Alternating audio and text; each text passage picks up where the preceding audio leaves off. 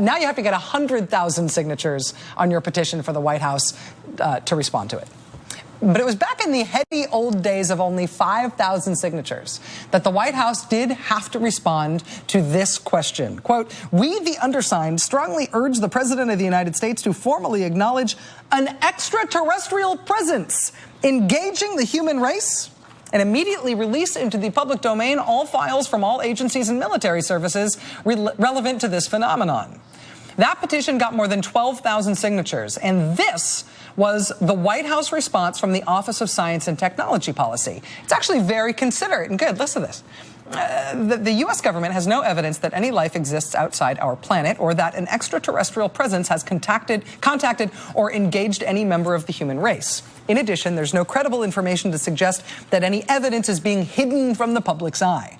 Many scientists and mathematicians have looked with a statistical mindset at the question of whether life likely exists beyond Earth and have come to the conclusion that the odds are pretty high, that somewhere among the trillions of stars in the universe, there is a planet other than ours that is home to life. Many have also noted, however, that the odds of us making contact with any of them, especially any intelligent ones, are extremely small given the distances involved. But that's all statistics and speculation. The fact is, we have no credible evidence of extraterrestrial presence here on Earth. Asked and answered, right? No, of course not. Since the White House will not give them the truth that they know is out there, the group behind that petition is now turning to another branch of government to uncover the real evidence. Sort of. They're sort of approaching Congress, but, well, they've decided to hold a fake congressional hearing. A 5-day marathon hearing involving testimony from dozens of witnesses questioned by former members of Congress in a room at the National Press Club that has been configured to resemble a Senate hearing room. There will be press sections and an audience area and witness and committee tables, just like the real thing, except it's fake. They're calling it a citizen hearing on disclosure. And they've created like a movie trailer for it. Look. I think it's time to open the books.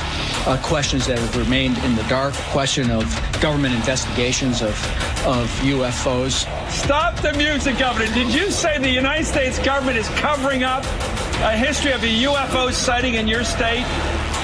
It is now time to put away this embargo of truth about the alien presence. They don't produce documents, Chris. They should just get it all out. We ought to do it because the American people, quite frankly, can handle the truth. And we ought to do it because it's the law. It's no longer about lights in the sky. It's about lies on the ground. Release the X-Files! Embargo of truth about the alien presence. You're going down. So that's the fake hearing. Over 5 days of testimony, dozens of witnesses will talk about strange things they say they have witnessed. They will give their testimony to a panel of members of Congress, former members of Congress, including one former senator, Mike Gravel of Alaska, who once read the Pentagon Papers into the Congressional Record and did all sorts of interesting stuff in Washington, but who more recently is perhaps best remembered for his long, zen, otherwise inexplicable campaign ads when he briefly ran for president in 2008. But lest you assume that former Senator Mike Gravel and company are doing this fake hearing thing because they believe in aliens visiting Earth, the organizers of the fake UFOs hearing told Roll Call, quote, "I don't care what the ex-members actually think about extraterrestrial issues." The organizer said he only cares, quote, "that they served in Congress, that they know how it is done, that they are willing to run these hearings like an actual hearing in order to create a rather amazing and, I think, important event." Also, I should note that the fake committee members are going to get paid $20,000 a pop to do it. So there's that.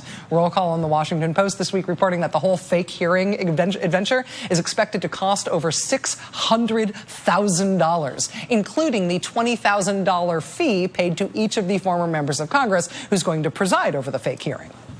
Nobody knows who the anonymous donor is who's footing the bill, but it is somebody rich enough to put up $600 grand to pay for a fake congressional hearing about UFOs. And it is someone of the mindset that a fake congressional hearing about UFOs is what America needs in order to see the light about UFOs. The eerie, oddly compelling light. Watch this space. And don't speak too soon, for the wheel still is spin. And there's no telling who that it's naming.